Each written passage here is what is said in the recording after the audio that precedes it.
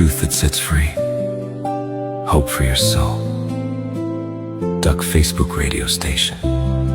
Sharing faith, worship and truth. You are tuned in to Duck Facebook radio station.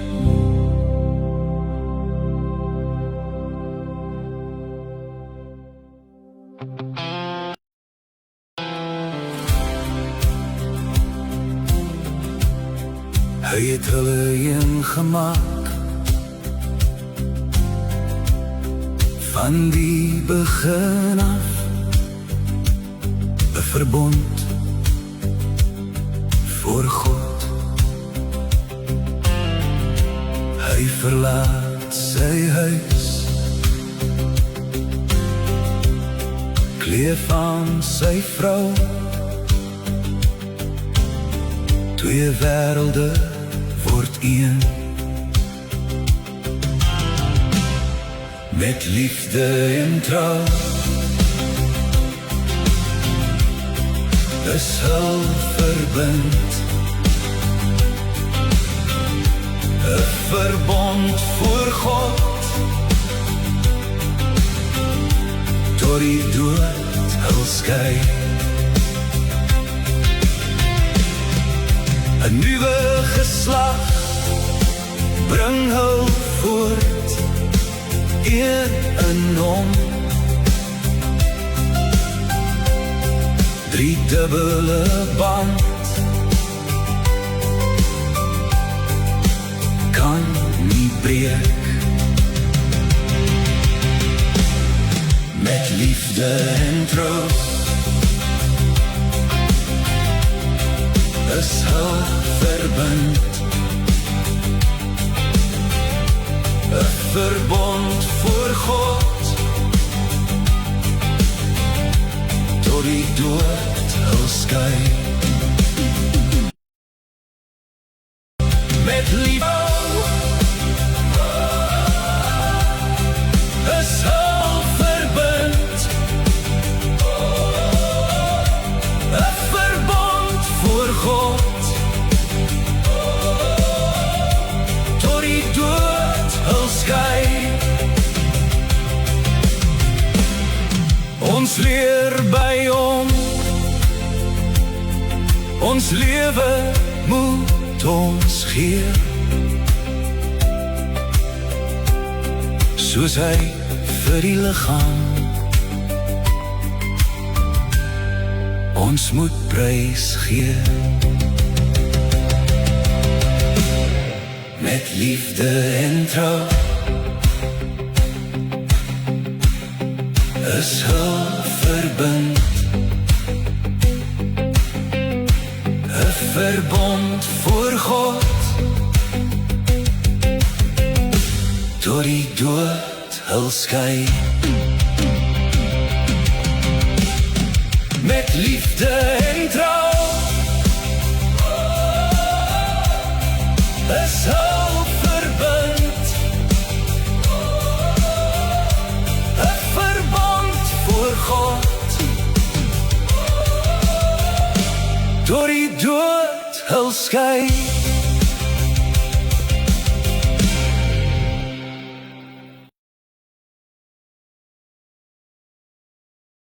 Goeienaand en hartlik welkom hier by die Duck Facebook radiostasie op 'n Dinsdag aand 6:30, waar ons die Bybelstudie so lekker saam doen. Nou ons het 28 lesse in ons Bybelstudie en vanaand is ons by die 12de een. Ja, die 12de, 13de een. Ons het huwelik nommer 1 en 2, so ek moet net mooi dink. So as jy nog nie jou handleidings gekry het van handleiding 1 en 2 van die huwelik nie, asseblief laat weet vir ons, dan stuur ons dit vir jou aan, dan kan jy so lekker deur dit gaan. Nou baie welkom vanaand by die Duck Facebook radiostasie, en waar ons met mekaar die goeie nuus van die Here Jesus Christus deel, waar ons so lekker uit die woord uitgesels, sekerheid kry, toegerus word vir ons dienswerk, wat ons ook moet gaan doen. Loof die Here.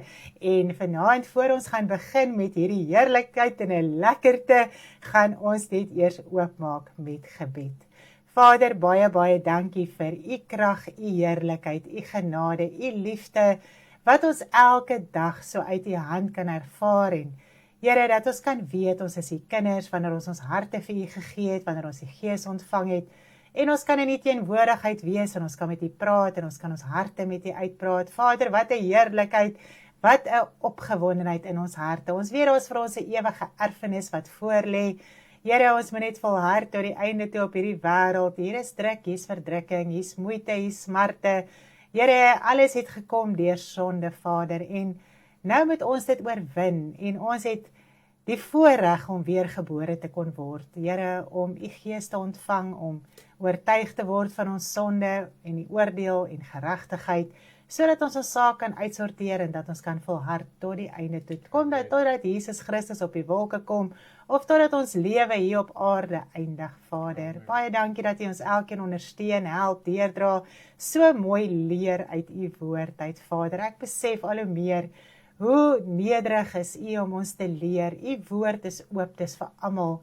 Dis tot almal se beskikking, Vader, en Here, U gebruik dit vir 'n handleiding ook vir ons, om met ons te praat, te deel, te onderrig, te help, en dat ons kan groei, kan vrug dra, kan verander, en in die dood van die Here Jesus Christus kan groei. Ai, Here, baie, baie dankie daarvoor. Ons loof en prys U net vanaand vir hierdie geweldige voorreg wat ons het. Ek dink nie altyd ons besef wat se voorreg ons het nie, Vader. En ons wil U loof en prys, en ek wil ook vanaand bid dat U my werklik sal help. My hart is opgewonde oor hierdie boodskap vanaand, Vader, en ons besef dis liefde. U woord praat met ons in liefde, Vader. U wil ons help. U wil ons help om uit te sorteer, om te verstaan, om, Here, 'n vredevolle, Here, liefdevolle lewe te kan lei op hierdie aarde. Baie, baie dankie, Vader. Help my ook vanaand om die regte woorde te praat. Here, dit wat U wil praat, dit wat U wil deel, Vader, dat dit reg sal uitkom, en dat dit sal wees asof U praat vanaand. Here, dit is vir my so 'n groot saak in my hart, Vader, om nie met die woord te slaan of te gooi of enige iets van die aard nie, Vader, maar te praat soos U praat, en U is 'n liefdevolle Vader wat ons wil help en lei en onderrig. Baie dankie daarvoor, Vader, in Jesus naam. Amen. Loof die Here, wat 'n heerlikheid. Baie, baie welkom vir almal wat al reeds ingeskakel het, hier by die Dak Facebook radiostasie op 'n Dinsdag aand 6:30, waar ons so lekker die Bybelstudie met mekaar deurpraat en deel. En as jy nog nie jou handleiding gekry het nie, asseblief sê vir ons, dan kan ons dit ook vir jou WhatsApp. Dan kan jy dit ook sommer so lekker uitprint en daardeur lees wanneer jy 'n kansie het. Loof die Here. Nou, ons is tans besig met die tweede deel van ons huweliksles. Nou, ek wil net gou aan U verduidelik. Daar is 'n paar beginsels wat ek vanaand graag met U wil praat en deurpraat en aan U wil oorlaat en nalaat, sodat ons die woord van die Here beter kan verstaan rondom die huwelik, rondom verhoudings, rondom die eenheid en al die dinge.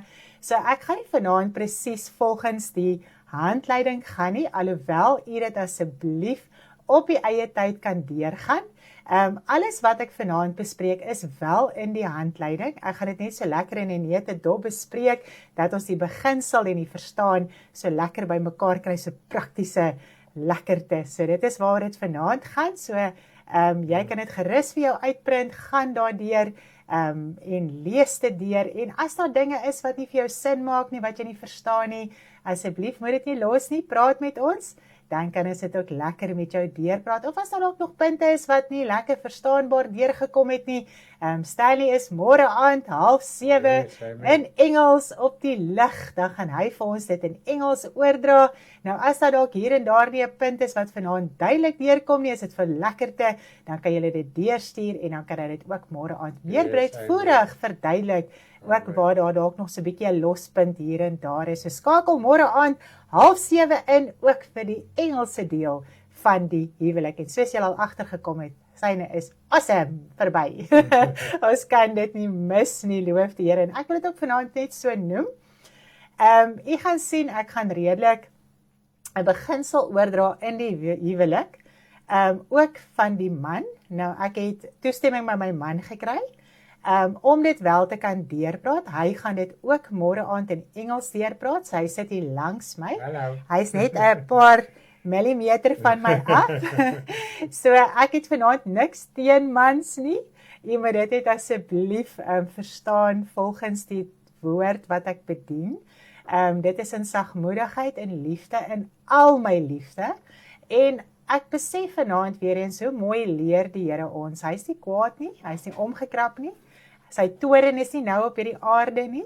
So ons kan almal nog uitsorteer, ons kan groei, ons kan verstaan en so kan ons lewe rondom die skrif uitsorteer elke dag van ons lewe. Soos wat die woord uitgaan, soos wat ons geleer word, kan ons dit doen. So ek wil asseblief vanaand vra, moenie voel jy word beskimp of net jy het die probleem of net jy het die saak nie. Dit is 'n beginsel wat ons vanaand net lekker gaan deurkry. Okay, en dan natuurlik aan die ander kant ook die vrou. Daar's baie verantwoordelikheid op die vrou en dit is na albei kante toe. En as ons dit so lekker kan verstaan en daarin groei, kan ek vir sê ons huwelike raak sommer 'n heerlikheid. So dis alwaar dit vanaand gaan om te help. Daar waar dalk vrae is, daar waar dalk nie verstaan is nie, daar waar dalk nog 'n lospunt hier en daar is, dat ons die antwoord kan kry volgens die woord van die Here. Okay, het ons hom so. En dan, ek wil dit ook net gou so noem, die hele situasie vanaand wat ons bespreek oor die huwelik, is nie vanaand vir die sondaar nie.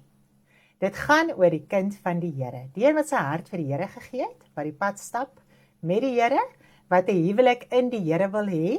So dit is waaroor die Here lering vanaand gaan. Die hele Bybelstudie, en asseblief praat saam met my. Ek gaan sekerheid maak, ek sien die kommentare, ek gaan volgens dit so 'n bietjie ook gesels en so aan. So asseblief voel vry, voel vrymoedig om ook jou opinie en dinge op die comments te sit. En dalk daar waar jy nie verstaan het nie, daar waar jy nog 'n vraag het of wat ook al bespreek ons dit nie dadelik nie, dan weet ons hier in ons agterkop, dit is iets wat uitgesorteer moet word. So, wat ek hier wil sê is, dit gaan nie vanaand oor die sondaar nie, so terwyl die diens uitgaan, die lering uitgaan, die Bybelstudie uitgaan, moet nou nie dink, ja, daai een en daai een en daai een in die wêreld, ek moet hierdie vir hulle stuur, dat hulle hierdie oplossings kan kry nie. Dit gaan nie vir die persoon sin maak wat in die wêreld is nie. Ons as kinders van die Here kan die woord verstaan, want ons het die Gees van die Here. So die Gees van die Here kan dit vir ons duidelik maak in ons harte. Amen. En so kan ons dit self uitleef. Amen. En al het jy nie vanaand 'n huweliksmaat nie, ons het nog steeds 'n verantwoordelikheid. En ons gaan vanaand so 'n bietjie daaroor gesels. As jou man dalk nie vanaand die Here dien nie, of jou vrou dien dalk nie vanaand die Here nie, hoe moet ons dit hanteer? Hoe moet ons dit verstaan? So ons gaan alles so 'n bietjie rondom dit deurpraat. Lekker. So ja, ons begin vanaand by Deborah se kommentaar. Ek sien hom nie. Daar sê. Wel, maar net sê ouma lyk regtig baie mooi. Ek verkyk my. Ag my moeder, baie dankie my poppies. Ek waardeer dit vreeslik baie. Ja. Loof die Here. Ek wou ek sê, die pink lyk pragtig. Dankie Michelle, ek waardeer dit. Ek wil net vanaand vir julle sê, ons waardeer elkeen so verskriklik baie. Soos Michelle het ook nou die dag vir my gesê, hoor jy, daar is 'n spelfoutjie op jou ding, en jammer dat ek dit nou vir jou moet sê, en so, en ek voel glad nie geafronteer nie, ek voel verskriklik dankbaar, en ek wil vir julle sê, ons harte is so oop.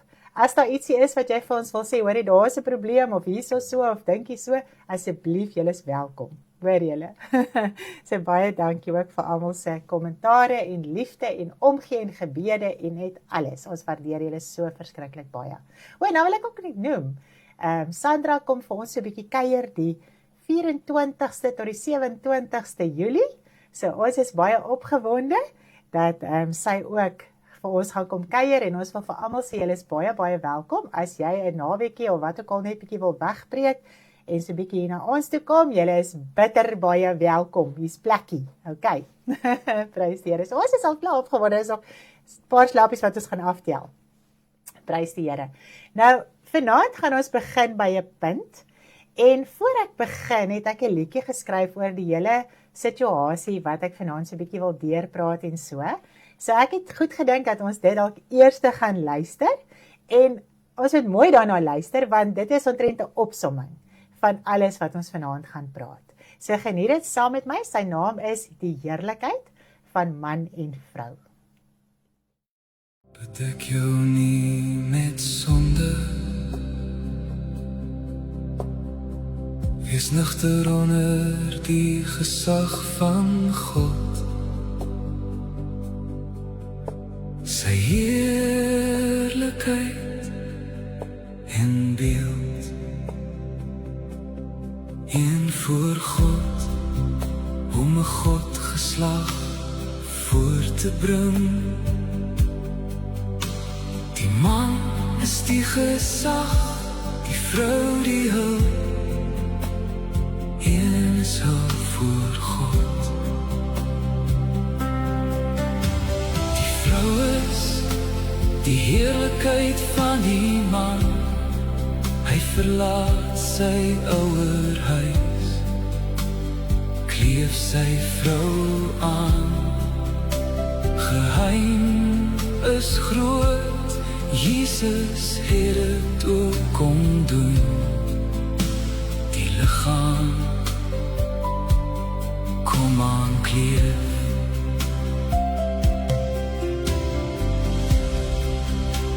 Bedek jou nie met sonde, jy is die beeld en heerlikheid van God. Vrou, die heerlikheid van die man, een voor God. Die man is die gesag, die vrou is die hulp, soek die Here sekerheid in hom. Die man is die gesag, die vrou die hulp, soek die Here in en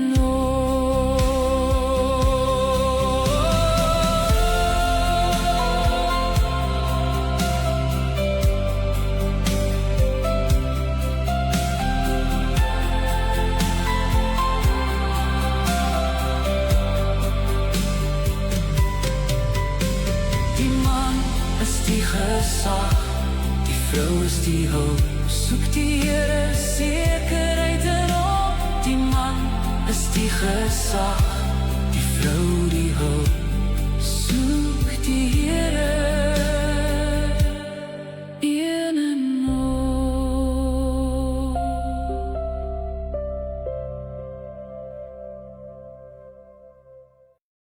Wow, is dit nie amazing nie? Nou, ons gaan vanaand hierdie punte so lekker deurpraat, want dit kan 'n huwelik maak of breek.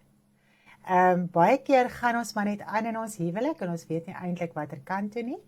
En in die woord is daar sulke mooi riglyne wat ons huwelik kan uitsorteer. Nou, die prentjie wat ek vandag opgesit het, ek het vanoggend so 'n bietjie wakker geword met die idee van wie dra vir wie. En ek wou nou juist die prentjie so uitbeeld dat 'n mens dalk ietsie beter kan verstaan op 'n prentjie. Want as jy 'n prentjie sien, dan sien jy die hele prentjie van dit wat uitgebeeld word.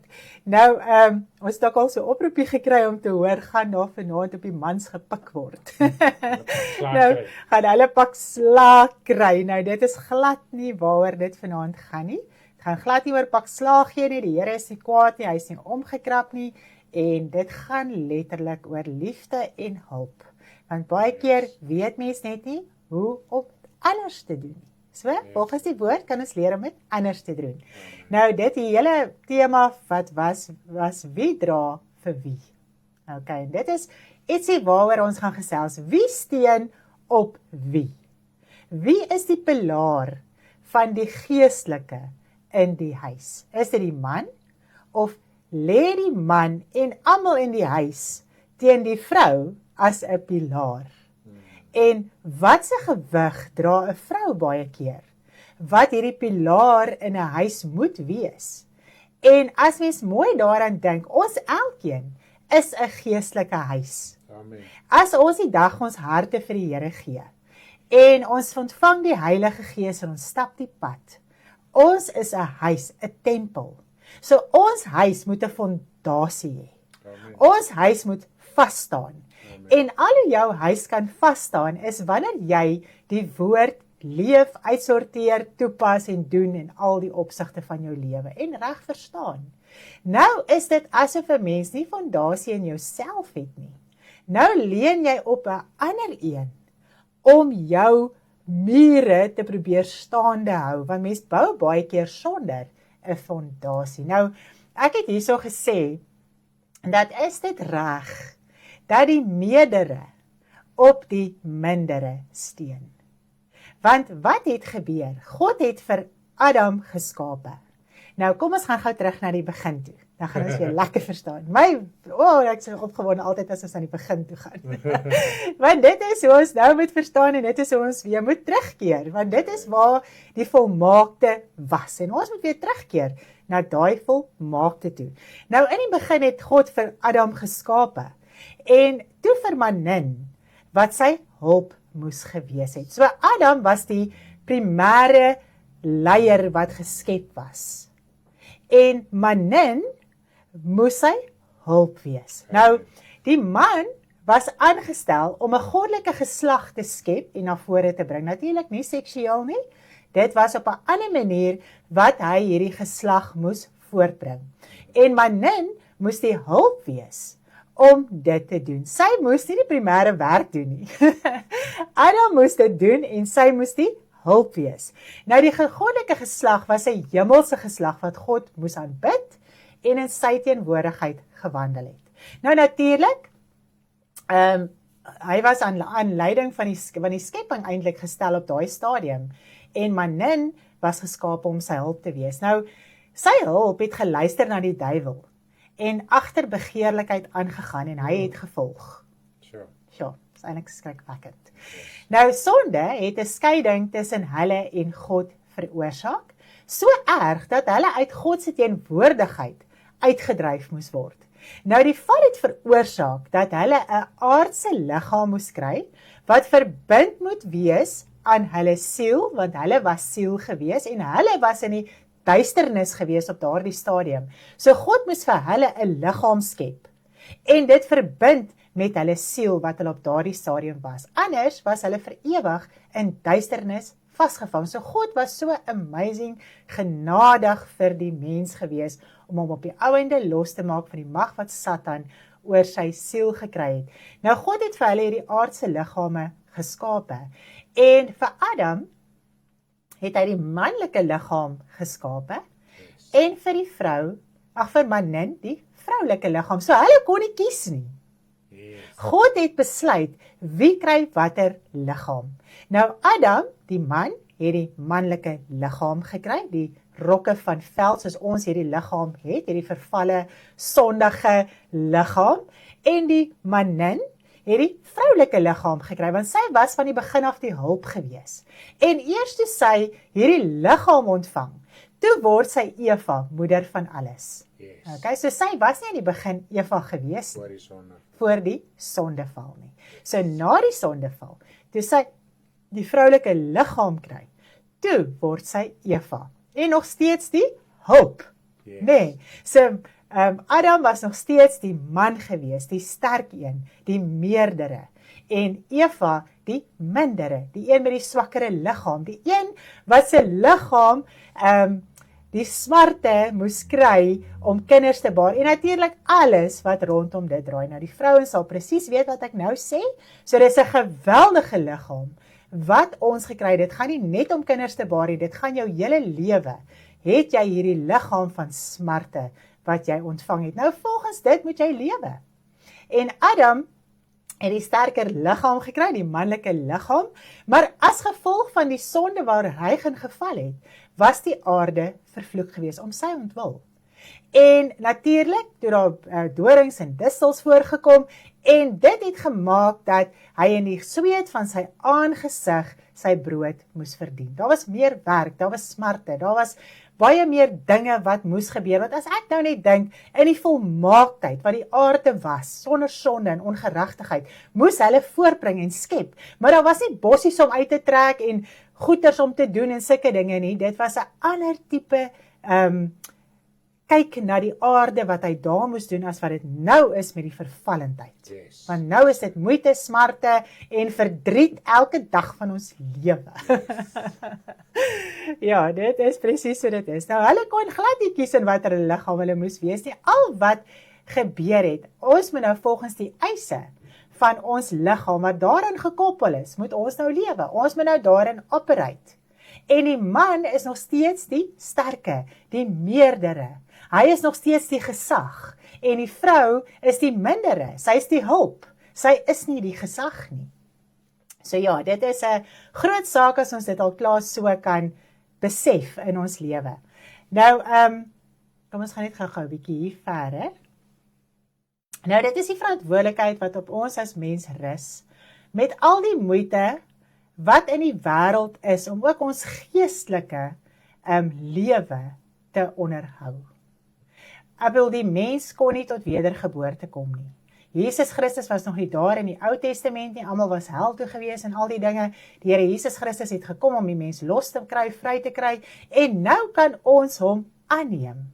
En ons kan kind van God word.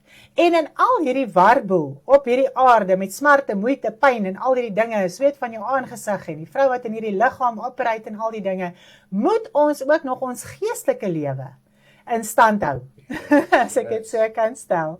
So dit is 'n geweldige druk, wat ons as mens ervaar op hierdie aarde, en dit is ook om die woord sê, hy wat volhard tot die einde toe, hy sal gered word, nie die een wat voor die tyd ophou nie, want jy moet deur hierdie druk gaan, elke dag van jou lewe, om hemel te kan maak. Okay, so dit is 'n groot saak. Nou, wat gebeur het ook, is dat die vrou se begeerlikheid toe nou na 'n man moes wees, en hy sal oor haar heers. Nou, die vrou, baie keer raak so desperaat, omdat haar begeerte na die man is. Is dit nie so nie? As mens kyk na jong meisies, hulle is so desperaat vir 'n man, want jou begeerte is altyd na 'n man. So, en dit is die verpligting ook as ons as vrou, terwyl jou begeerte na 'n man is, om werklik die Here te soek, vir jou maatjie, om met die regte persoon te trou. Nou, omdat ons baie keer so desperaat is, en begeerig is na 'n man, so drang het na 'n man, kies ons baie keer die verkeerde maatjies. Is dit nie so nie? Wat is dit nou, my? Okay. So, wat gebeur is, baie keer is dit asof meisies nie mooi regdenkend aangaan nie.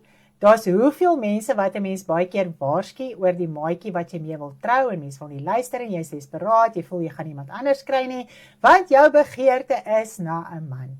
In plaas daarvan om daai tyd te gebruik, om God te soek, om vir jou die regte maatjie te gee, en te sorg dat jy by die Here is, en dat jy hom kan vertrou en soek vir die regte maatjie. Okay. So ons begeerte sal na ons man wees, en hy sal oor ons heers. Nou, in 'n huwelik, wanneer ons uiteindelik by ons maatjie uitkom, en ons trou, wat soek 'n vrou eerste in die huwelik?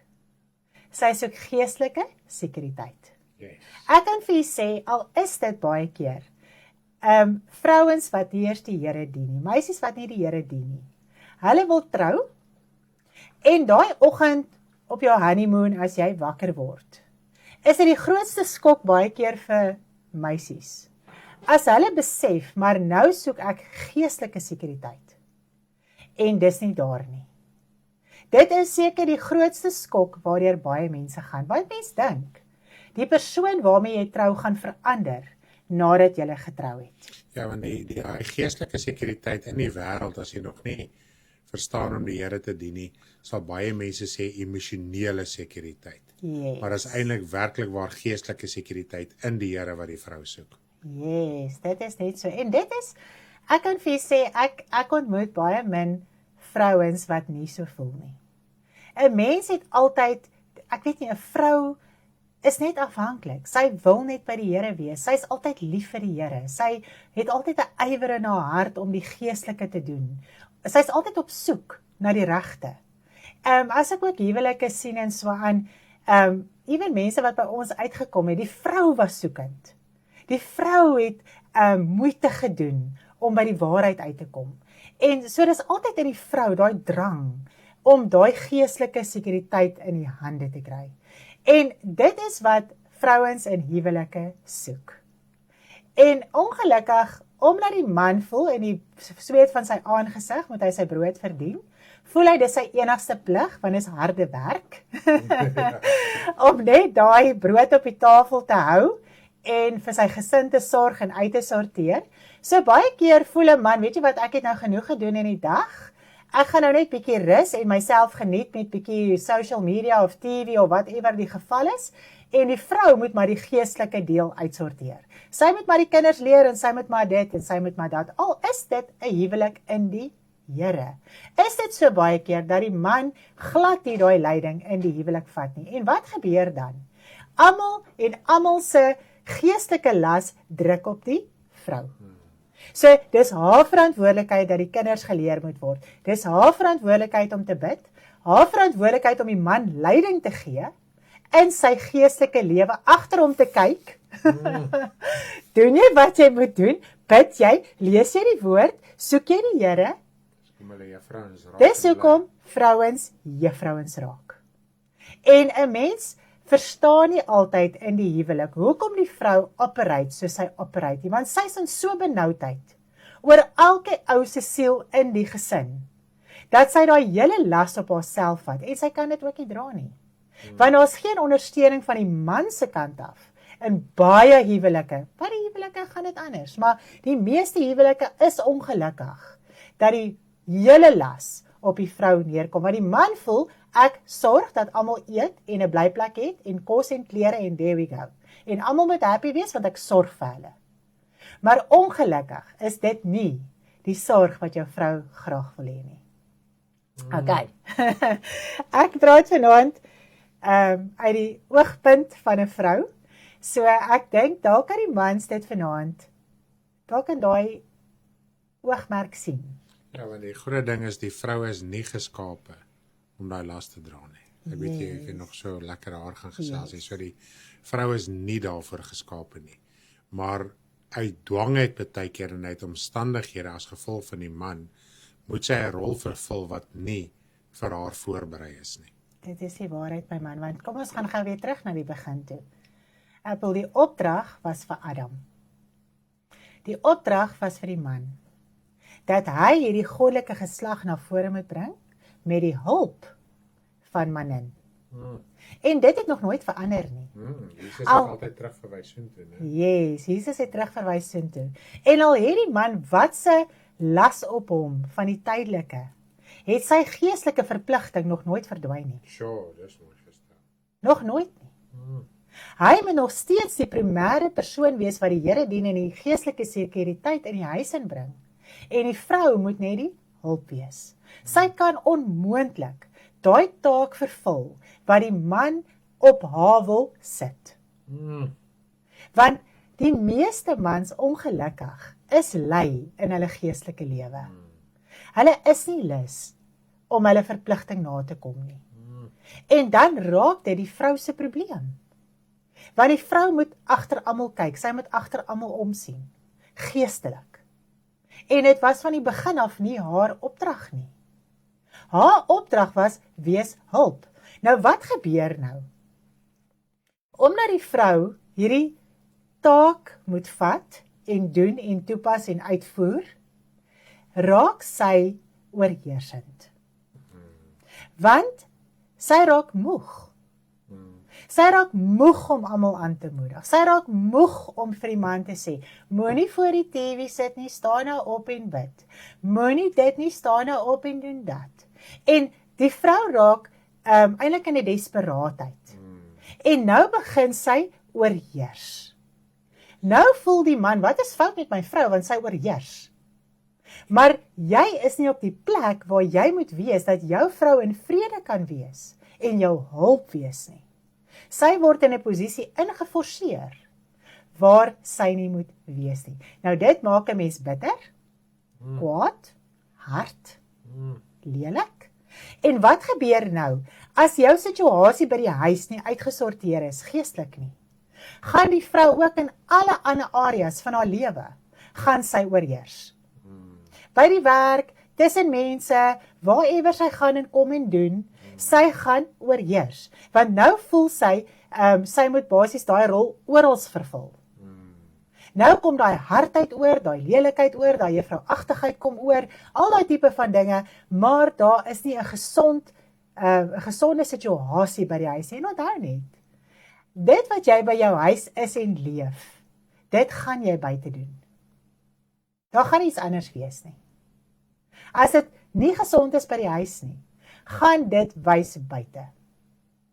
As dit gesond is by die huis, gaan dit buite ook wys. OK. En dit is hoekom vrouens baie keer so opstandig is met mans. Hulle sukkel om aan mans te onderwerp. Ja, nie net hulle eie man nie. Nie net hulle eie man nie, al die mans. Want hoekom? Mens sien die hele prentjie oral weerspieël. En dit maak vrouens moedeloos. Nou, dit maak jou magteloos. Dit maak jou woedend. Dit maak dat jy oorheers. So wat gebeur nou met die hele situasie in huwelike? Dit maak dat die vrou 'n geaardheid ontwikkel wat geweldig is. So sy sit in 'n frustrasie, die man sit in 'n frustrasie en die huwelik kan spat. Dit kan skeiding veroorsaak want die een verstaan nie die ander een nie. Net omdat die man nie sy verpligting nakom wat van die begin af deur God vir hom gegee is om te doen nie. Want die vrou is bereid om te help, altyd. En 'n vrou wat die Here dien, is altyd ywerig. En sy's fliks in dit wat sy het om te doen. Gaan kyk maar die vrouens. Hulle is altyd die meeste. Hulle is getrou ingeskakel. Hulle wil die Here dien. Dit wat hulle kan doen, doen hulle. Hulle wil bid, hulle wil die Here soek, want die vrou is afhanklik van die Here. So dis nie vir haar effort om te onderwerp aan die Here Jesus Christus en aan God die Vader. Of 'n ego-probleem nie. Ja, vrouens het nie 'n ego-probleem nie. Vrouens onderwerp. Vrouens weet, hulle is die hulp. Vrouens weet, hulle moet werk. So ek weet nie of dit vanaand dalk vir iets so bietjie 'n ander prentjie kan bring nie. Van die man wat nie sy verpligting nakom nie.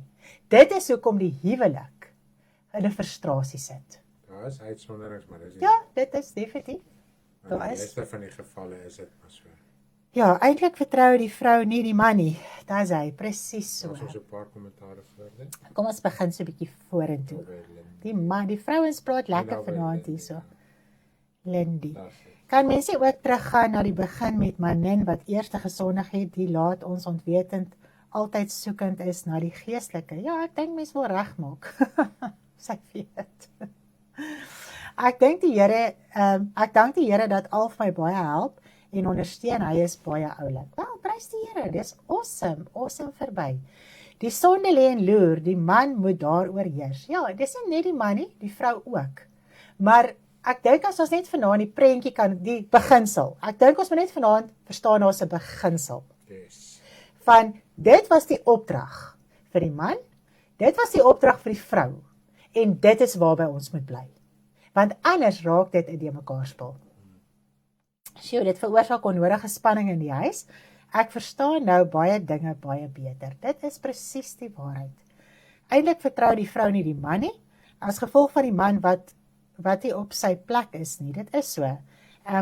Okay, daar's Roaida nou ingeskakel. Hallo Roaida. Prys die Here.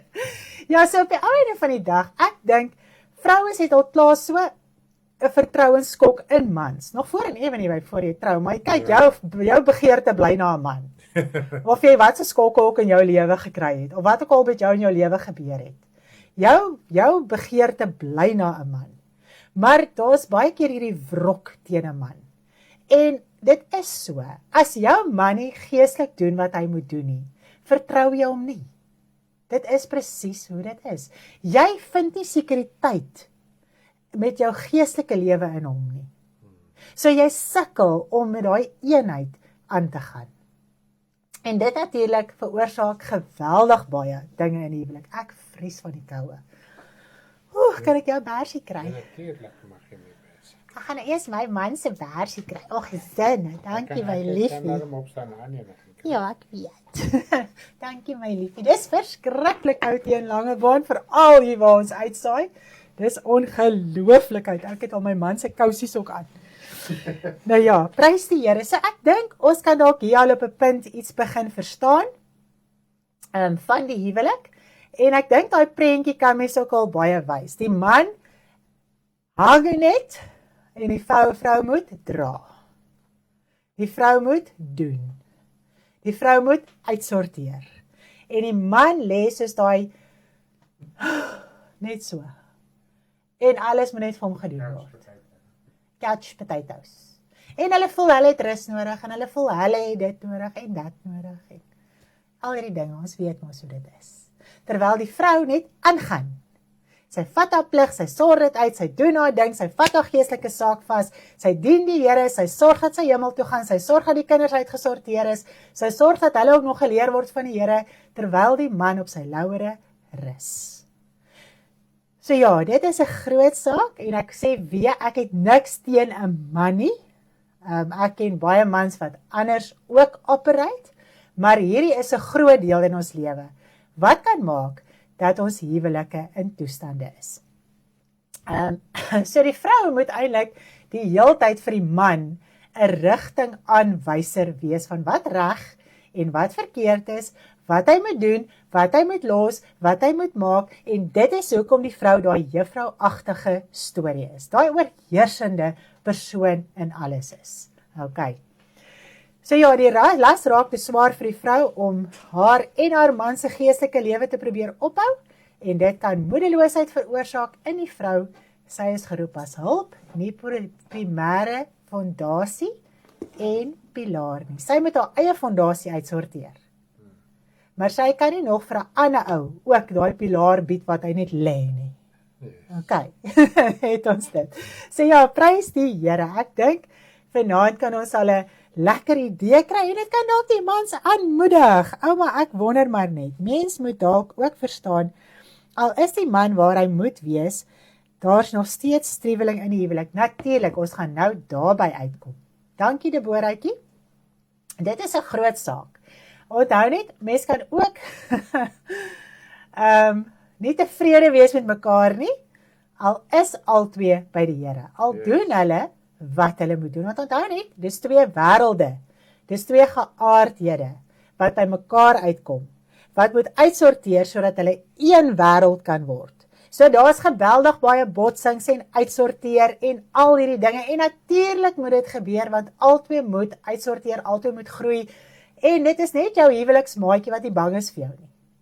So jou huweliksmaatjie sal baie keer vir jou reg help of 'n ding vir jou sê of wat ek al, wat niemand anders ooit in hulle lewe vir jou sal sê nie. So dis al daai dinge wat ook uitsorteer in 'n huwelik. Al is albei op hulle plek. Okay. Ja, maar ek dink dat die beginsel wat jy oordra is rondom man en vrou se plig. Ja. En hoe die man net geestelik steun op sy vrou sonder om op te staan. Dit is nou uitgesluit enige ander dinge, want ek meen, 'n vrou het 'n karakter. Yes. 'n Party kom met hy wil klaar in die huwelik in. Ja. En dit kan ook 'n man breek, al is 'n man geestelik. Yes. En dit is waar die man voor God moet kom, as hy, kom ons sê in hakkies, sy vrou hierdie sterk persoonlikheid is wat klaar in die huwelik inkom. Dit moet hom eintlik by God, dat hy die Here meer begin soek, om sy vrou geestelike leiding te kan gee. Maar wat gebeur in die meerderheid gevalle?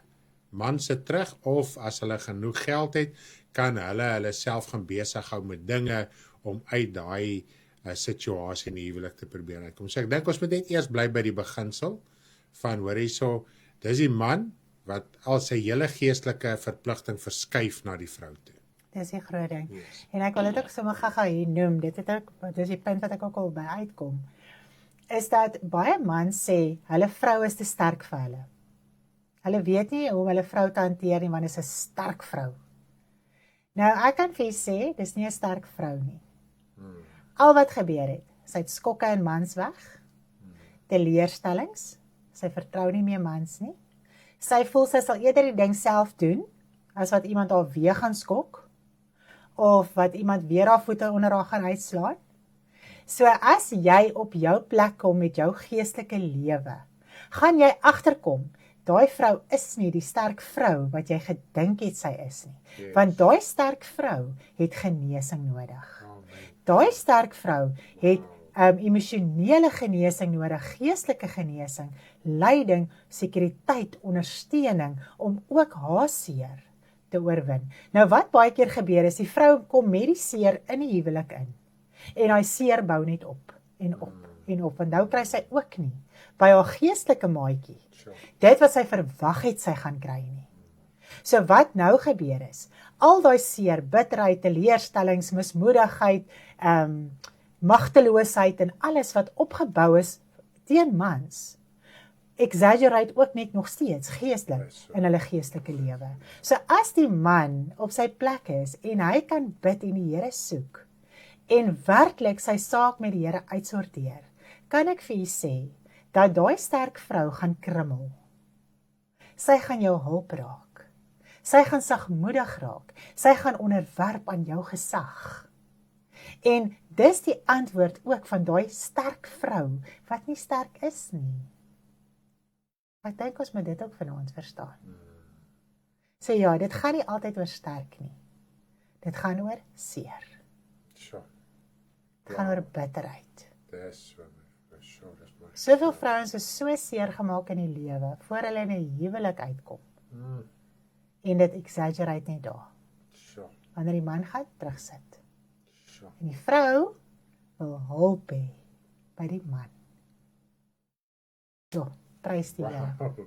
So eintlik die man het 'n groot taak, want ek meen, hy kom ook in die huwelik en baie keer met geweldige skokke en dinge en issues en so aan. Ja. En nou moet hy sy saak uitsorteer.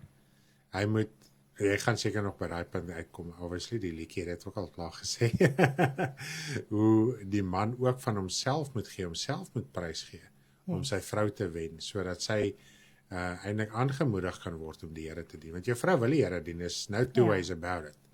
Jou vrou, jy hoef haar nie te oortuig om die Here te dien nie. Ons kan maar net baie keer 'n struikeling wees vir ons maatjie. Ja, dis mooi. Ek sien almal verstaan dit so mooi. Almal sê hulle verstaan dit baie mooi. So ja, dit is amazing. As mens in daai gesindheid in jou huwelik kan begin uitsorteer.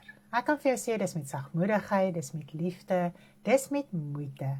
Ek besef die laaste tyd, dat dit vat nie 5 minute se bid nie. Dit vat nie goue gebed voordat jy jou oë in die aand toemaak nie. Dit gaan daaroor, Here, ek as man, gaan vanaand opstaan, terwyl my gesin slaap. Al is ek moeg, die Here gee vir jou krag, glo vir my.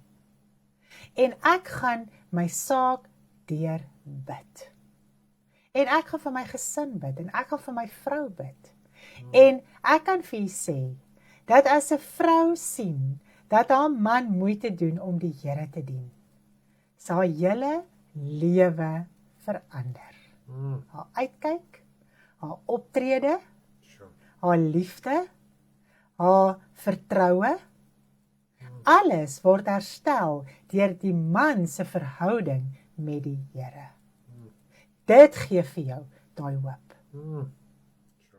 En ek dink net baie keer is dit asof mans nie verstaan dat dit is hulle verantwoordelikheid om dit te gaan doen. Wanneer jou vrou en kinders slaap dalk, gaan jy en gaan doen daai moeite.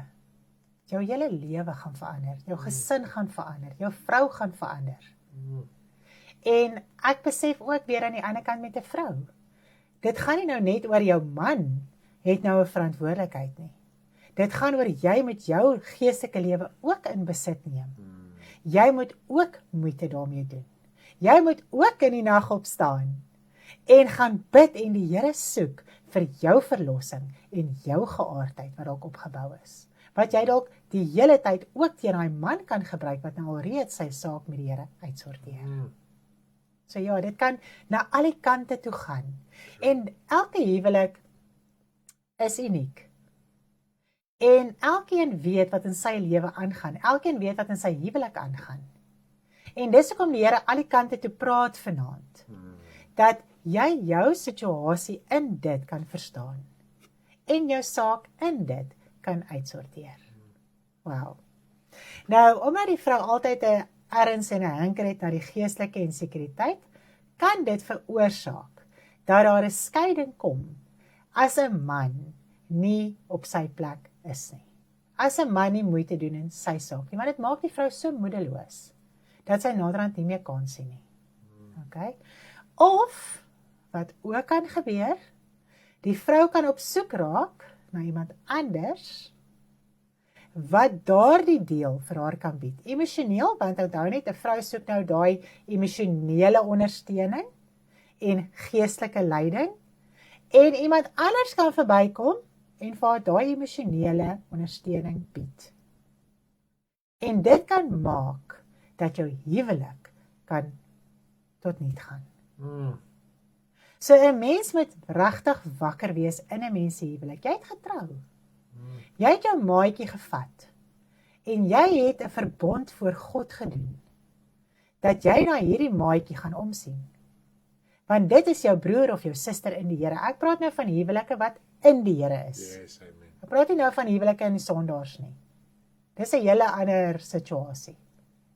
Maar in die Here moet ons besef, dis my broer in die Here, ek is jou suster in die Here. Yes. En soos ons mekaar gaan hanteer, so hanteer ons die Here Jesus Christus. Sure. Dit wat ons aan mekaar doen, doen ons aan die Here Jesus Christus. En ek het eendag, Stanley het so bedien en hy het dit eendag so genoem en dit het my so getref in my hart. Dit wat ek aan hom doen, doen ek aan die Here Jesus Christus. En ek kan vir jy sê, 'n mens se hele lewe verander wanneer jy dit besef. Jou hanteer, jou uitkyk, jou hulp, jou verstaan, alles rondom die hele huwelik verander wanneer 'n mens dit verstaan. So dis nie net jou man nie, want baie keer is ons so don't care in ons huwelike. Asof dit nie saak maak hoe ek my maatjie hanteer nie. Maar as jy kan verstaan, in die Here is dit jou broer of jou suster, kan ek vir jy sê, dan sien jy dit anders. Want dan doen jy dit aan die Here Jesus Christus. Dit is wat Elmarie eintlik nou hier beamoen ook. As die man nie sy verantwoordelik nakom nie, minag die vrou allemans. Dit is so, ek gaan nou by daai punt kom. Dit is presies die Ja, waarheid. wat die ding is die huwelik is baie werk en ek dink ons kom by 'n punt ook hier om te verstaan. En dis wat ons baie sê.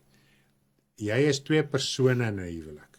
So dis nie die huwelik wat jy aan moet werk, jy moet in jouself werk, dan word die huwelik gesond. Ja, dit is die groot ding. Mense wil baie keer aan die huwelik werk. Yes. Die twee persone in die huwelik moet hulle lewe uitsorteer, sodat die huwelik kan uitsorteer. Want die groot ding is, dit is baie keer asof daar in baie mans en baie keer in vrouens is dit net so dat jy sal my nie verander nie. Niemand sal my verander nie. Niemand gaan vir my sê wat om te doen nie. Daar's niks fout nie. Daar's niks fout in my lewe nie. Alles lê die fout by jou. En so huwelik sukkel. Want elkeen moet verstaan, maar ek het iets om uit te sorteer. Ek het 'n verantwoordelikheid, ek het 'n plig om hierdie huwelik te kan uitsorteer. En dit is so, vrouens is baie lief vir die Here, oor die algemeen. Kry min vrouens wat nie lief is vir die Here nie. En as 'n man dit verwerp, dan voel die vrou verwerp. Want sy is so lief vir die Here, en haar hele lewe gaan so oor die geestelike, dat as 'n man dit verwerp, voel die vrou verwerp. Sure. Want dit is wat vir jou belangrik is. Sure. Jy hoef nie altyd die vrou te verwerp nie, jy hoef net die geestelike te verwerp, dat die vrou verwerp moet voel. Liewe land, dis die waarheid. En sy is ook toch aan Christus verbind, né? Sy is aan Christus verbind. So. Ja, so die man het van die begin af die opdrag gekry om hierdie goddelike geslag te skep. En dit het nie verander nie. So die man bly die primêre leier in die huis. Hy bly die meerder, hy bly die gesag. En die vrou moet sy hulp wees. Sy moet inval waar hy nie by uitkom nie. As ek nou dink aan my instelling met die bediening. Dit wat hy nie by uitkom nie, dit moet ek kan vat en doen en uitsorteer. Maar hy bly die primêre leier. Hy bly aan leiding. En ek moet onder daai gesag, moet ek onderwerp en ek moet vat en aangaan. Maar ek kan nie gaan oorvat nie. Ek moet nog steeds aan daai gesag onderwerp. En nou die groot ding is, dat baie mans wil baie keer hê, dat hulle vrou moet hulle onderwerp, terwyl hulle nog in sonde vashou. Jou vrou kan nie onderwerp aan sonde nie. Ja, dis 'n groot saak. En dis wat ons mans baie keer nie verstaan nie, dan voel ons vrou onderwerp nie. Jou vrou kan aan geestelikheid onderwerp. Maar jou vrou kan nie aan sonde onderwerp nie. Sy kan nie saam met jou gaan sonde doen nie, sy kan nie saam met jou drink nie, sy kan nie saam met jou TV kyk nie, sy kan nie saam met jou flieks kyk nie, sy kan nie. Dis nie omdat sy lelik is nie, maar sy kan nie deel raak van die sonde nie. Want nou wil sy jou die hele tyd daar uit hê, en dis die striweling. En dit is hoekom dit voel nader aan ons 'n groot probleem in die huwelik. So, dis ook 'n groot saak. Die vrou onderwerp aan die geestelike gesag van die man. Nie aan die wêreldse gesag nie. Want jy kan nie gaan deel raak van sonde nie. Nooit ooit nie. So as jou man nie gaan onderwerp nie, aan gesag nie, gaan jy ook nie aan hom kan onderwerp nie. En dis 'n groot probleem. Want die vrou gaan soek altyd 'n persoon, 'n manspersoon aan wie sy kan onderwerp. Nou ongelukkig, baie keer die prediker is waar daai persoon, waarin sy kan onderwerp, wat sy kan vertrou. En nou is sy so besig met die prediker, dat jy uitvoel. Maar as jy op jou plek is, gaan jou vrou nie so operate nie. Sy gaan nie die hele tyd sê, staan nie sê nie. Sy gaan jou kan vertrou om vir haar daai geestelike leiding te bied. Al weet jy nie altyd en jy moet vra en jy moet verstaan die bel en jy moet uitsorteer en goed, dis no problem. En almal weet nie alles nie. Maar ten minste daai bereidheid om iets te doen, sodat jy jou vrou leiding kan gee. So ja, dit is 'n baie groot saak. Nou ons kom hier op 'n baie mooi punt, en dit is so mooi vir my, en dit is waaroor die liedjie ook gaan, in 1 Korintiërs 11 vers 7, wat hy sê, want 'n man moenie sy hoof bedek nie, omdat hy die beeld en heerlikheid van God is, maar die vrou is die heerlikheid van die man. So wat hy hier vir ons sê, dat die man moet hom nie gaan bedek met die wêreld en sonde en al hierdie allerhande dinge nie. So baie mense gaan gooi mostalite op hulle koppe en al hierdie dinge. Dit is glad nie onderwerping aan God, of dit is nie wat moet gebeur nie. Die man is die hoof. En hy is onder die Here Jesus Christus. En die Here Jesus Christus is onder God die Vader. En dit is die gesagstruktuur. En dit is hoe die man moet operate. En so word hy die heerlikheid van God. Omdat hy onderwerp aan die gesag van God. Aan die gesagstruktuur van God. En omdat hy in daai heerlikheid is, in God se gesag, nou word die vrou die man se heerlikheid. Want wat gebeur nou? Wanneer die man reg operate, dan skuif die vrou in. En dan kan almal sien, maar hierdie huwelik is gesond. En hierdie vrou weerspieël dit wat haar man is. Yes, amen. Sy weerspieël daai heerlikheid. As ek nou net moet dink, soos in ons bediening as sulks ook. Ek bedoel, Stanley kan nie vrouens bedien nie. Onder geen omstandighede kan 'n man 'n vrou bedien nie. Dit werk net nie so nie. Dit is hoekom dit so belangrik is dat man en vrou saam in die bediening is. En nou kan hy nie die vrou bedien nie. Nou moet ek daar wees.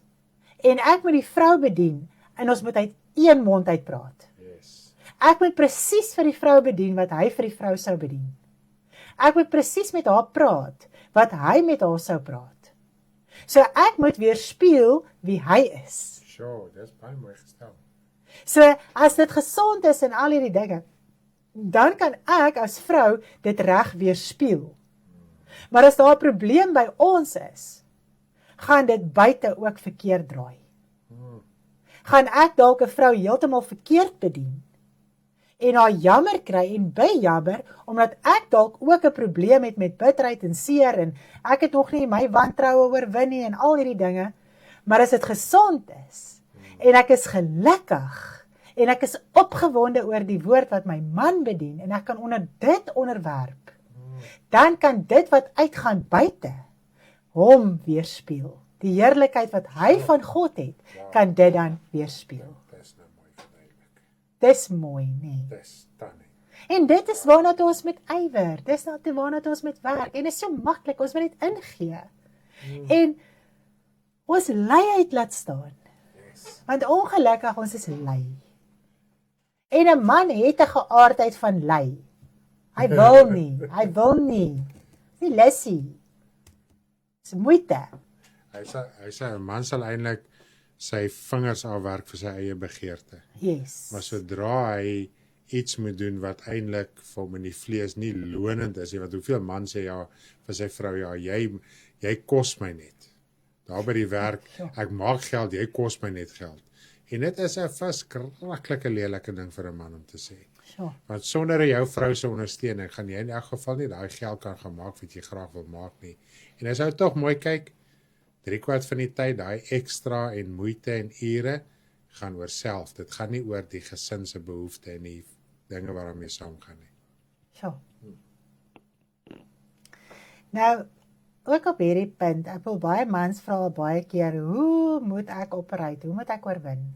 Sy sê, wag net gou hierso, Paula. Ek verstaan nie hoekom man nie vrou mag bedien. Okay, wat hier gebeur is, Paula, laat ek jou gou so verduidelik. Stanley kan nie alleen met 'n vrou sit in haar huis en haar bedien nie, want onthou net, vrouens het baie emosionele dinge. Okay? Baie vrouens is verkragt, gemolesteer, probleme en al die tipe van dinge. So nou kom 'n man en hy kom bedien die vrou.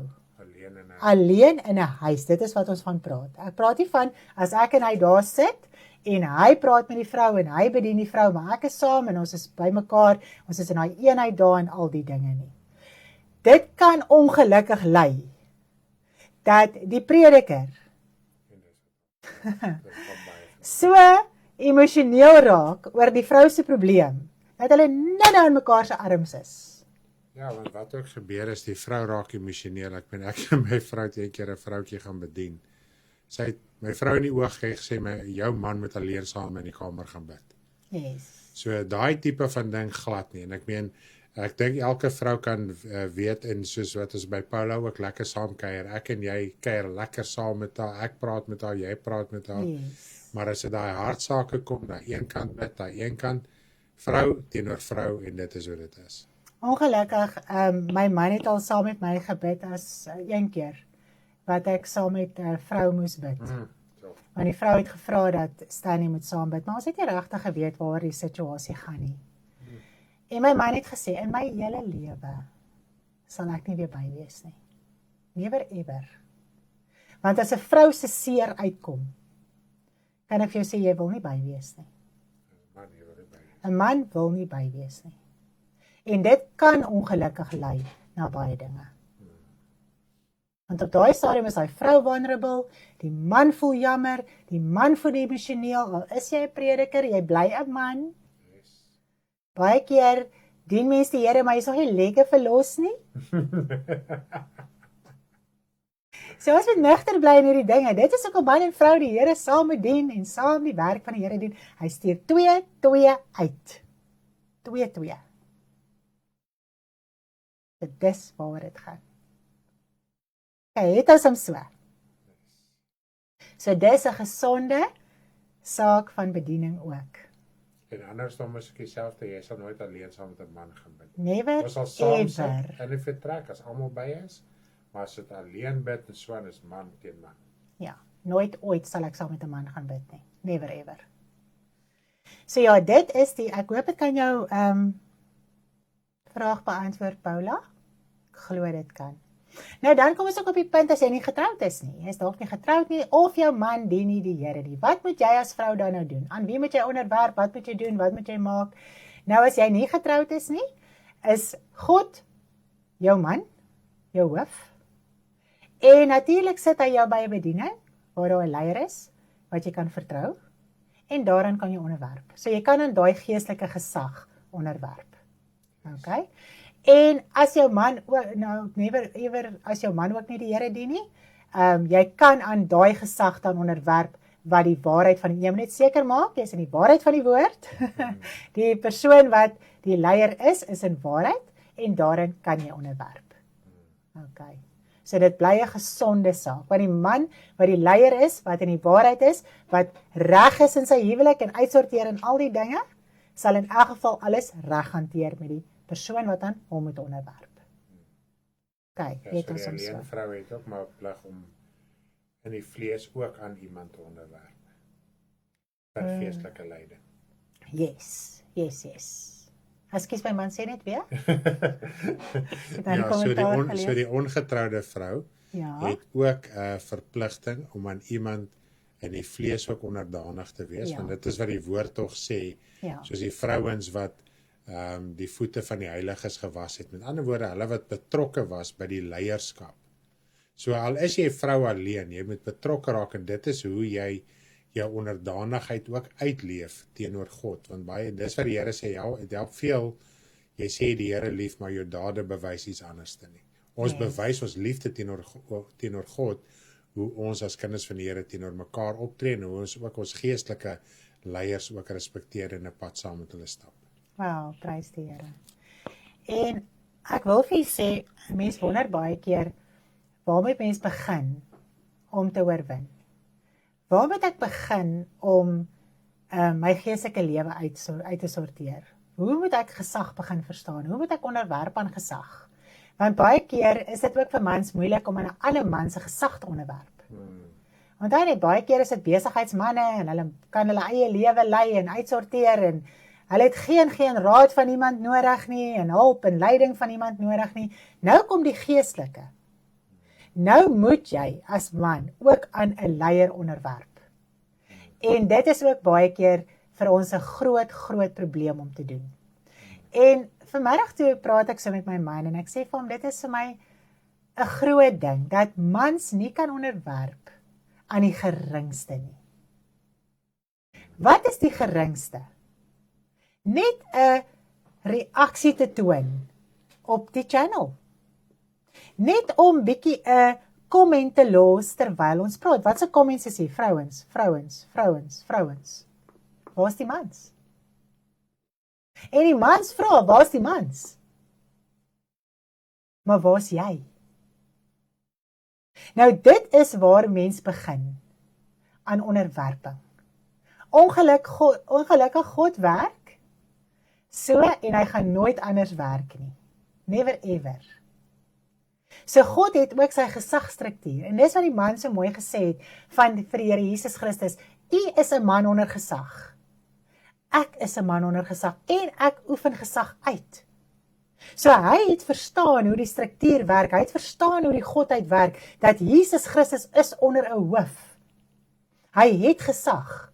Nou, God is oor die Here Jesus Christus en ons is onder Jesus Christus. So daar's 'n gesagstruktuur wat afvloei. En Jesus Christus is die hoof van die liggaam. En ons almal moet onderdanig wees aan hom. Aan die woord van God. En God gaan nooit buite dit werk nie. Dit kan nie. So dit wat jy die minste aangetrou is, dan kan God jou oor vele aanstel. Want in ons kop dink ons kan al daar wees. Maar in ons kop dink ons dit. Tot jy begin verstaan, o, genigtig. Ja, ek sê, so geen probleem met dit hier, nie hier. So dit is die groot ding. Mens moet meer lewend kan raak. Jy moet kan saamvloei. Jy moet kan saam uitsorteer. Die vrou ook. Dis hoe ons gesuiwer word. Dit is hoe ons uitgesorteer word. Dit is hoe God jou op die ouend kan aanstel, want jy was bereid om jou lewe ten toon te kom stel, kom uitsorteer, kritiek te kom kry, aan die lig te kom bring. En anders gaan dit nie uitsorteer nie. In jou huwelik gaan dit ook nie uitsorteer nie, want jy gaan ook altyd een kant toe trek met jou huwelik. Daai hart moet oopmaak, dit moet oopbreek. Dit moet verruim vir jou vrou, vir jou kinders, vir almal. En so kan 'n mens begin uitsorteer. So verruim dit vir God ook. So dis amazing. Dis amazing. Dis eintlik so lekker. Nou, as 'n mens ongelukkig bly wat jy wil wees en jouself sterk hou en aangaan met hierdie dinge, kan dit op die ou einde by 'n skeisaak eindig, want 'n vrou soek geestelike sekuriteit. Ek sê net, Lydia sê, man en vrou moet saam bid om gees te kan wees. Jacques sê, hier is ons mans. Yes. Hier is ons mans, dat is sy. Prys die Here. Ja, die vrouens, en dis altyd so 'n hartseer saak, dat die vrouens altyd aan die voorpunt moet wees. Die vrouens moet altyd die verantwoordelikheid vat. En dis hoekom goed verskeef draai en verkeerd draai. Nou, ongelukkig kan dit op punte eindig van egskeiding, want daar kan soveel verwyte en bitterheid en seer en haat en magteloosheid en al hierdie dinge in die huwelikheid kom, dat 'n vrou naderhand voel, sy kan nie meer hierdie las dra wat die man op my wil sit nie. Ek kan nie meer die pilaar wees nie. Ek kan nie meer oor alles omgee en worry en probeer uitsorteer nie. Sy is naderhand die skoolhoof nie, is meer 'n juffrou nie. So dit raak 'n hele lelike situasie. Nou ek wil ook hierso, wag net eers. Babietjie sê, wag eers. Ons moet nou hier baie mooi luister, voor ons die egskeiding gaan bespreek. Okay, waar trek ons tyd? Kan dit gou vinnig deurpraat. Ek dink dit gaan ook lekker interessant wees, en dan is eindig ons ook so met hierdie les vanaand so lekker af met hierdie beginsels. Onthou net, ons praat hier van kinders van die Here. Okay, ewen met die egskeiding, wat ons nou so 'n bietjie gaan deurpraat. Dit gaan oor kinders van die Here, wat nie mag skei nie, wat nie weer mag trou nie. So, as jy in jou lewe as sondaar geskei en hertrou het, daai lewe is weggewas, jy gaan nie weer verantwoordelikheid neem daarvoor nie, wel nadat jy kind van God geword het. Okay, so God vergewe jou lewe voordat jy hom aangeneem het. Jy het baie foute gemaak, jy het droog gemaak en al die dinge, en daar's baie mense in die wêreld wat skei en trou en te kere gaan en wat ook al. Ons kan hulle nie nou leer uit die woord uit nie, want hulle gaan dit nie verstaan nie. En dit is nie die rede hoekom hulle hel toe gaan nie. Hulle gaan hel toe omdat hulle nie die Here dien nie. Omdat hulle nie die Here Jesus Christus aangeneem het in die wedergeboorte nie. Maar wanneer ons wel die Here aangeneem het in die wedergeboorte, nou mag ons nie weer skei nie. Want sou jy nou skei, gaan dit oor die verhardheid van jou hart. Jy weier om goed uit te sorteer, wat uitgesorteer moet word. So die verhardheid in jou, wat nie wil verander nie, niemand kan jou verander nie, jy wil nie verander, die woord kan jou nie verander nie, niks wil jou verander nie, dit kom op die ou eind by skei sake uit. Want iewers in 'n prediking, iewers wanneer jy die woord lees, kom daar nugterheid. En jy verstaan, ek moet nou in hierdie saak werk en uitsorteer en doen en al die dinge, dan is dit nie die hardheid van jou hart nie, dan versag jou hart. Jy verstaan, jy begin toepas, jy begin uitsorteer. Dan gaan dit nie op 'n skei saak eindig nie. Okay. So kom ons gaan hier deur. Nou Jesus het so mooi begin vir ons verduidelik hoe die Nuwe Testament nou gaan werk. Want onthou net in die Ou Testament kon hulle vir mekaar 'n skeibrief gee. Weens die verhardheid van hulle hart. En Jesus sê vir hulle dit was weens die verhardheid van julle hart wat Moses julle toegelaat het om 'n skeibrief te gee, want hulle kon skei en trou en hertrou en te kere gaan net soos hulle wil. Want onthou net, hulle kon nog nie gered word nie, hulle kon nie verlossing kry nie, hulle kon nie vrymaking kry nie, die Here Jesus Christus was nog nie daar nie. Maar toe kom gee die Here Jesus Christus toe hy op aarde was. Toe kom gee hy 'n lering oor die huwelik. Nou kom ons lees gou-gou daar. Eintlik wil ek eers die eerste skrif lees van Maleagi 2 vers 15. Kom ons lees hom eers. Dit is eintlik so mooi. Maleagi 2 vers 15.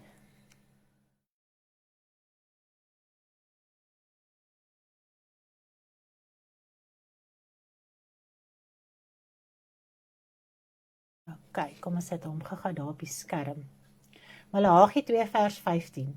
Het hy dan nie een mens gemaak, alhoewel hy gees oorgehad het, en waarom die een? Hy het 'n geslag van God gesoek. Neem julle dan in ag ter wille van julle gees, en wees nie ontrou aan die vrou van jou jeug nie. Dan gaan ons oor na vers 16 toe ook.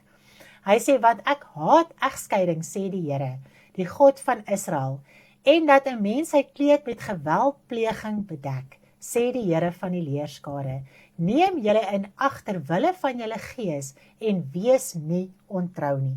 So wat God hierso sê, is dat hy haat egskeiding, want dit is 'n geweldpleging teen die siel. En natuurlik almal wat betrokke is.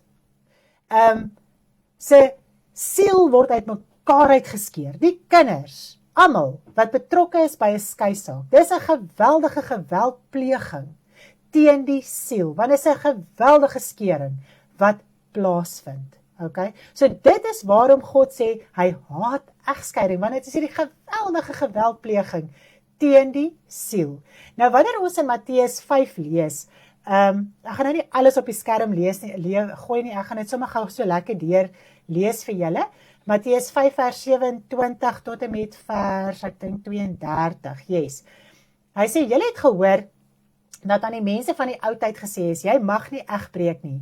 Maar ek sê vir julle dat elkeen wat na 'n vrou kyk om haar te begeer, reeds in sy hart met haar egbreek gepleeg het. So streng is die Nuwe Testament, die nuwe gebod. As jy nou na 'n vrou kyk om haar te begeer, het jy klaar met haar egbreek gepleeg. As jou regteroog jou dan laat struikel, ruk dit uit en gooi dit weg van jou af, kry verlossing. Want dit is vir jou beter dat jy met een van jou lede vergaan en nie jou hele liggaam in die hel gewerp word nie. So as jy 'n probleem het met vrouens, sorteer uit met jou vrou en daai liefde, daai verliefdheid sal weer daar wees. Sort jou lewe uit. Okay? Alles wat pla. En as jou regterhand jou laat struikel, kap dit af en gooi dit weg van jou af, want dit is vir jou beter dat een van jou lede vergaan en nie jou hele liggaam in die hel gewerp word nie.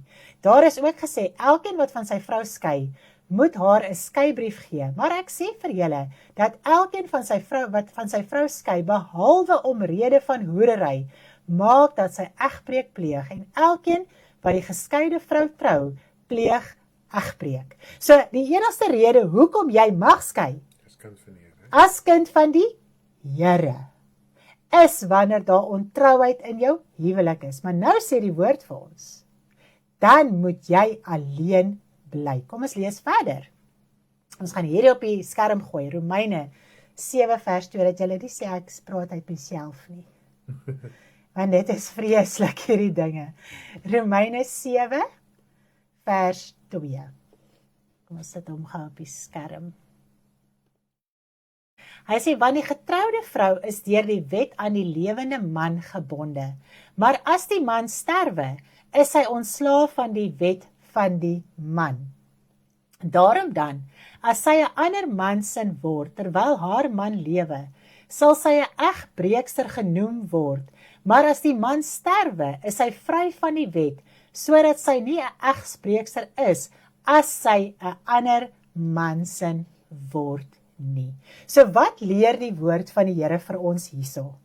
As jy as vrou geskei is, as kind van die Here, ons bly by die beginsel van kind van die Here, wat nie sy saak wou uitsorteer nie, wat weens die verhardheid van sy hart geskei het, weens hoerery, omdat hy nie verlossing gevra het en uitgesorteer het by die Here nie. Nou, as daai vrou weer trou, dan lewe sy konstant in hoerery, en ook die persoon wat met haar getrou het. Okay? So dit help nie om te bely nie. Dit help nie om te bely nie, want jy kan nie in sonde bly en die hele dag bely, Here vergewe my, ek bly in sonde, ek bly in sonde, ek bly in sonde nie. So, en wat sê die woord? Egbrekers en egbreeksters sal nie die koninkryk van God beerwe nie. Okay? So, as jou maatjie nog lewe, jou vorige ex-maatjie nog lewe, ek praat nou van kinders van die Here.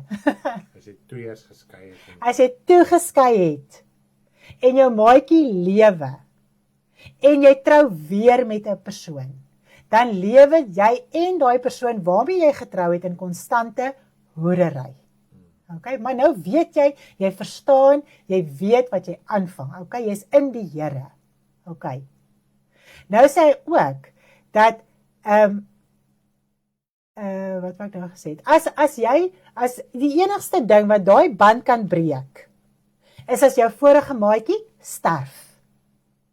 Dan is jy vry om weer te trou, maar in die Here. Dan moet jy nou nie 'n wêreldse man gaan vat nie. Of 'n geskeide man nou wie of sulke goeters nie, want jy weet mos nou waaroor dit dan gaan. Jy het ons uit die woord, jy het die kennis van die woord, jy verstaan presies waaroor die woord gaan. So, dan moet jy alleen bly tot jou maatjie, jou ex-maatjie, gesterf het. Nou, dit is die wet waaronder jy nog is. Net die dood kan daai wet breek. Okay? Ja, ek kan dit ook maar net noem, in die handleiding is al die skrifte daar, al die konteks, die skrifte en al die dinge is 100% daar. Karen vat net die hoofpunte saam, net om klem te lê op 'n paar gedagtes. Ja. En ek dink as ons nou die beginsel verstaan van reg van die begin af, en jy gaan nou daardeur lees, gaan dit nie veroordelend klink nie, jy gaan die waarheid en die geregtigheid daarvan sien.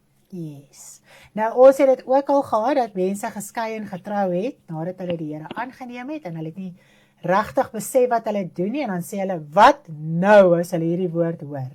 En dan sê ons, soek die Here. Ons kan nie vir jou sê wat om nou te doen nie. Soek jy die Here. En ek kan vir jou sê, baie, Ons het dit 'n paar keer as gehad. 'n paar keer beleef, dat die vorige maatjie dan sterf. Maar dan is jy vry. So, dit het ook al gebeur. Maar ek kan ook vir jou sê, ek meen selfs in die wêreld, ek meen as jy in die wêreld trou ook. Jy kan na enige wêreldse persoon toe gaan wat getroud is. Hulle het geen begeerte om te skei nie. Yes. Hulle weer is verkeerd, 3/4 het in 'n kerk getrou. Hulle het selfs as wêreldse persoon al geweer is verkeerd om te skei. Ja. So mens kan nie sê as jy die Here aanneem, o ek het dit nooit geweet nie, o hierdie is nou die vreeslike openbaring vir my nie. Al wat gebeur is, die Here openbaar net dit wat jy eintlik altyd nog geweet het. Nou as jy as 'n wêreldse persoon al geweet het, oor die skei is eintlik taboe, hoeveel te meer as kind van die Here? En ek meen toe jy jou hart vir die Here gegee het en uitgesorteer het en jy het nou geskei en gehertrou, hoeveel keer het jy al gehoor? En ek en my vrou het al met legio huwelike te maak gehad en te doen gehad. Almal het geweet as kinders van die Here, die dag toe hulle skei, dit was verkeerd voor God. Hulle het selfs berading gekry. Predikers en bedienaars het hulle self probeer help om nie deur daai egskeiding te gaan nie. So ek kan vir jou sê, mense skuil agter onkunde weg, terwyl daar eintlik geen onkunde is nie. Yes. So, ek dink op hierdie punt, kan ons dalk baie dinge verstaan om saam te vat. Moenie jou hart verhard nie, al is die huwelik vol uitdagings. Al moet jy verander, al moet jy begin insit, al moet jy jou luiheid begin los, sit in, dat jou huwelik nie op hierdie punt uitkom nie. Dat altyd kan uitsorteer, dat jy die Here kan dien. En ek wil jy vir jou sê, die Here wil mens bewaar van baie dinge. Ek wil met skei sake, dis my kinders, jou kinders, ons kinders, ex-vrouens, mans, vrou, dit is 'n vreeslike storie. Baie keer is dit sulke lelike situasies waarin jy beland. En die Here wil jou weerhou van hierdie goed. So, werk eerder aan die huwelik wat jy het. Yes. Sorteer dit uit. Al is dit taaf. Maar saam met die woord, saam met die Here, wanneer jy werklik die Here soek, kry jy verlossing van jou geaardheid, want dit is maar die meeste van die tyd het ons geaardheid wat hierdie probleem veroorsaak. En ek dink nou die dag daaraan toe my man so praat, dat enige iets wat, hy het ons so gepraat oor sonde, wat in die woord opgeteken is en al die dinge, wat nie van ons wet moet raak nie, want dit is maar net, ons moet verstaan, daar is sonde wat genoem word, ons kan nie sonde vermy om nie daaroor te preek en uit te sorteer en al die dinge nie. Maar toe dink ek daaraan, as jy in liefde lewe, en jou lewe gaan nie oor jouself nie, jy is nie hierdie selfsugtige mens wat net jou lewe oor jouself gaan nie. Jy maak jou hart oop, jy breek jou hart oop, jy verstaan, jy sorteer uit. Kan ek vir jou sê, is daar bitter min sonde wat jy nog gaan doen, want al wat gebeur is, omdat dinge jou pla van ander mense wat nie strook met jou geaardheid nie. Raak jy kwaad, omgekrap, bitter, seer, lelik, geïrriteerd, kwaad en al hierdie dinge. So, dis al 'n legio goed wat gaan afval. As jy verstaan, maar ek moet my geaardheid uitsorteer. Ek kan nie kwaad raak vir mense nie. Ek kan nie geïrriteerd raak met mense nie. Ek kan nie my standpunt gaan afdruk nie. Ek kan niks gaan forceer op ander mense af nie, want dis nie goddelik nie, dis nie van die Here af nie. Dan kan ek vir sê, daar's 'n hordes goed, wat in elk geval klaar afval. As jy verstaan, ek moet my hart so oopmaak vir my medebroer en suster. Alles behoort nie aan my nie. Ek moet mededeelsaam wees. Ons kan nie suinig wees met die woord wat ons het nie. Al het ons dit in hoeveel druk ontvang. Al het ons dit in hoeveel drukking gekry. Kan ons nie sê, dis nou ons sinne nie. Ons moet dit uitdeel aan die hele wêreld. Ons moet dit bekend maak. Ons moet dit uitleef. En so met dit wat jy ook het. As jy voel dis net myne en jy selfsugtig en jy wil nie deel nie, dis sondig. En is sulke goed wat jy jou hart voor moet oopmaak. En dan val daar 'n legio sondes af. Want dan gaan dit nie meer oor jou ou lewetjie nie. Dan gaan dit oor almal wat die Here dien.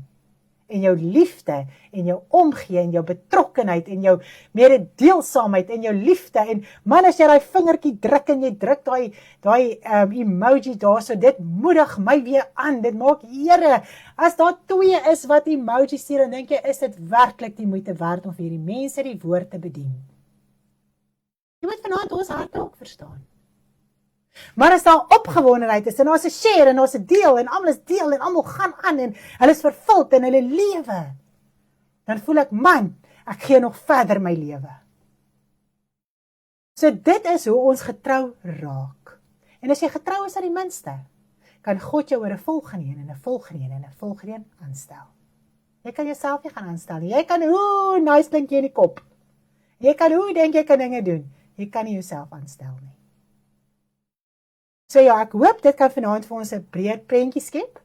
Dit kan ons aanmoedig en bemoedig om uit te sorteer, ons lewe te lei, vervul te wees in die evangelie, dit te doen wat ons moet doen, ywerig in die Here. Net om daai vingertjie daar te druk, kan ek vir julle sê, dit vat hulle groot ego van jou weg. Want my mens voel dis vernederend.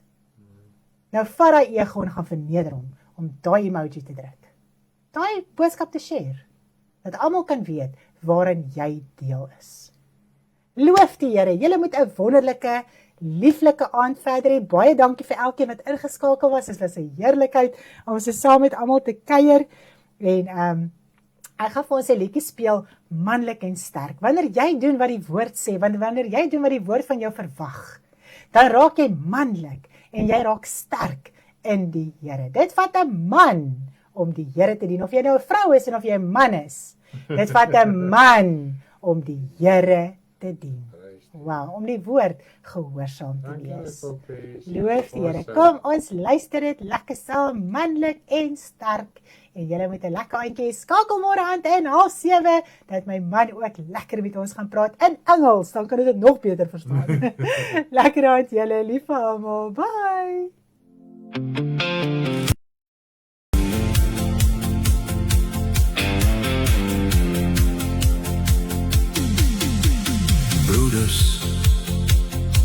Wees standvastig, onbeweeglik in die Here, wees getrou.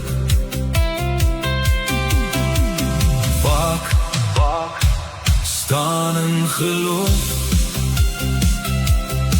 wees manlik, wees sterk.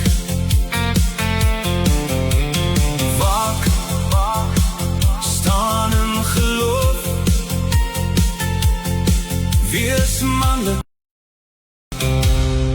wees broeders, wees standvastig, onbeweeglik in die Here. Waak, staan in geloof, wees manlik, wees sterk, broeders, wees standvastig, onbeweeglik in die Here. Waak, staan in geloof, wees manlik, wees sterk, wees getrou, onbeweeglik. Waak, staan in geloof, wees manlik, wees sterk. Waak, staan in geloof, wees manlik, Wees sterk